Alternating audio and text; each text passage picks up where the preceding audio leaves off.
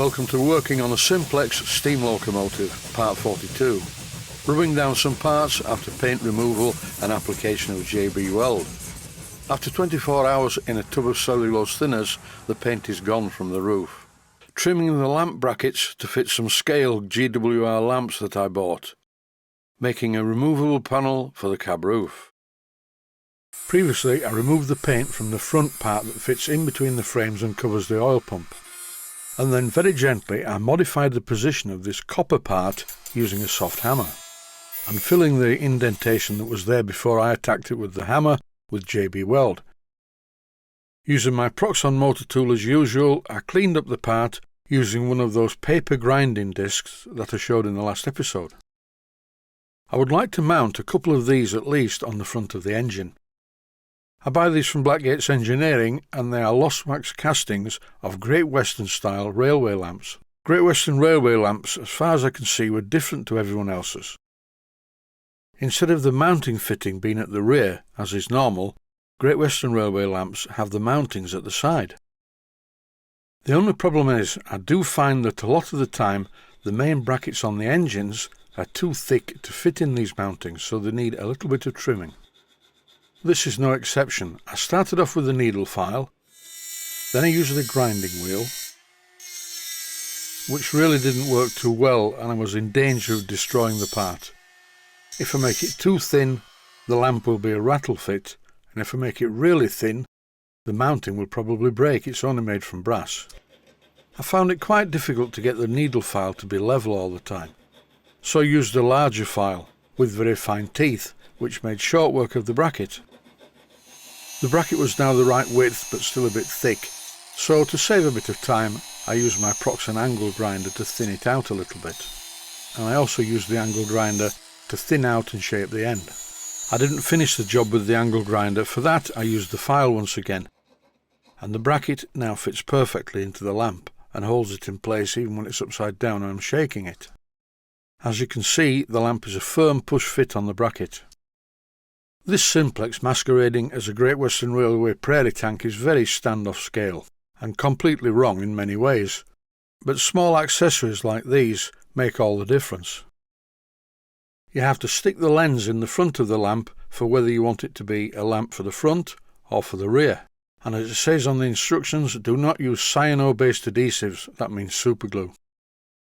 There are two more lamp brackets, one on each running board.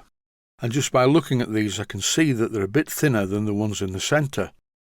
The one on the left-hand running board is a little bit tight in the lamp, but I think if I remove the paint and just clean up the bracket it should be okay. Just a quick touch with the needle file should fix this, I think. I don't want to file this down too much because the last thing you want is a loose lamp bracket.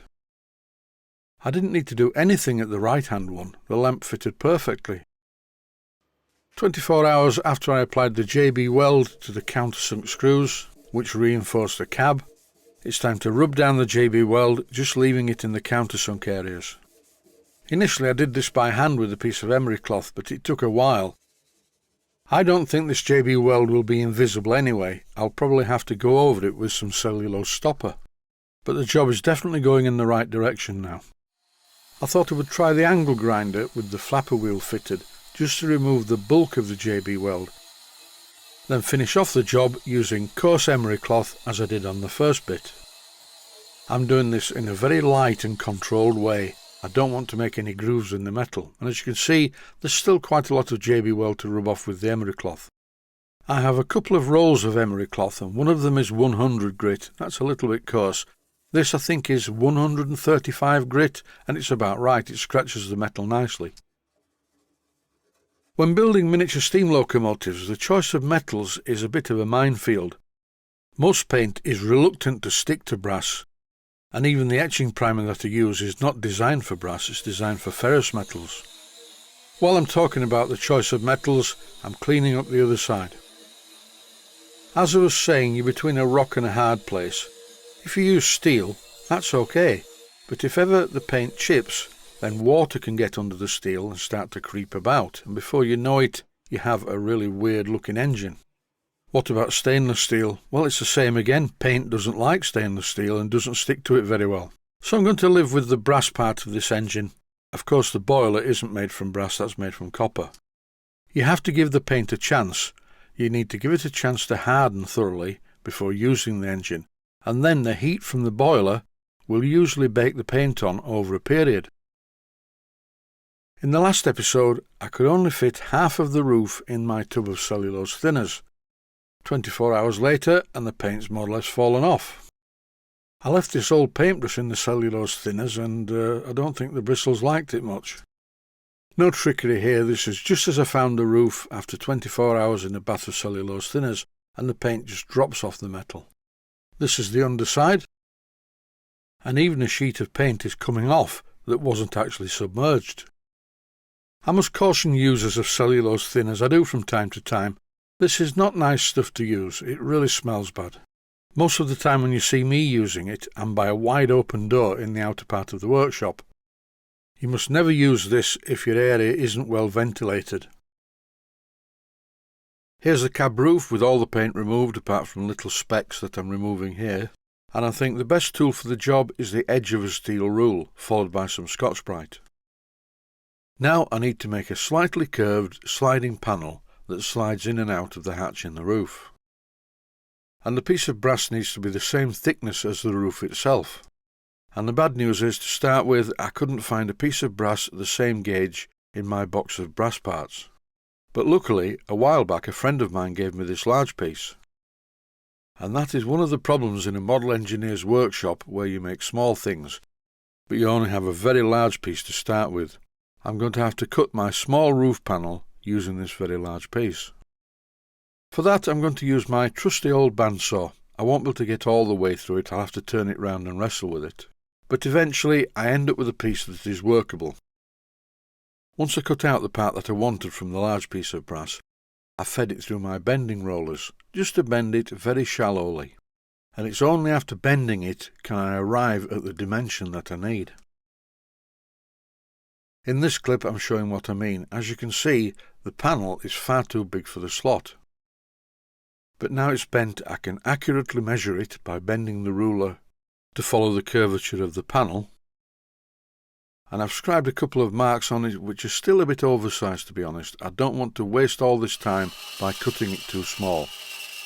It's over to the bandsaw to trim the edges. I know I should have the bandsaw guide much lower down than this, but I'll leave it high up so you can see what I'm doing on the video. Now that the brass panel is almost the right size, I'm going to clean it up. This large piece of brass was very badly tarnished because at some stage someone had stuck some sticky tape on it, and the adhesive on the tape had actually attacked the surface of the brass. This is the first of quite a few test fits. The panel is still a little bit oversized, but after trimming the edges on my belt sander it's starting to fit. And now it slides in okay, but it does not locate in the front slot. That's because the curvature of the removable panel is not the same as the roof. This is easily rectified, I just pressed it down onto the bench. And now the panel slides into the slot at the front. Once again I'd left the piece of brass a bit too big front to back, so now using my felt tip marker pen, I'm making a couple of marks, one at each side, and I will join the marks with my ruler.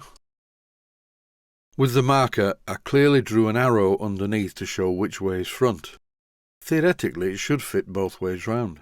The panel is still a bit on the stiff side, but eventually it will be okay. I'm not going to paint the edges because that will make it too tight to fit in the slot, and at the edges I'm going to reduce the thickness on my polishing spindle. Here is the roof sat on top of the tank and cab assembly. For the moment I'm only concerned that the superstructure fits on this boiler. And the good news is it does, the bad news is the spectacle plate is hard up against the turret. That's not a bad thing, I will remove this spectacle plate and use it as a pattern so that it fits the round top part of the boiler, and then I can also move it forward so it clears the turret. I think the engine's starting to look okay. It's never going to look like a Great Western Railway prairie tank really, because it has a big dome in the middle and the safety valves are different, and it's just different. But as far as an engine goes, it's quite a nice thing. It looks a bit odd without the smoke box and the chimney, but you can get the impression of what it's going to look like. And that is it for this episode. Stay healthy, thanks for watching, and I hope you found it useful. Please take the time to visit my Mainsteam Models website and click on the section of the website that says Video Playlists. And by doing that, you can find other videos that you may like to watch. And by using the playlists, you can actually watch the videos back to back.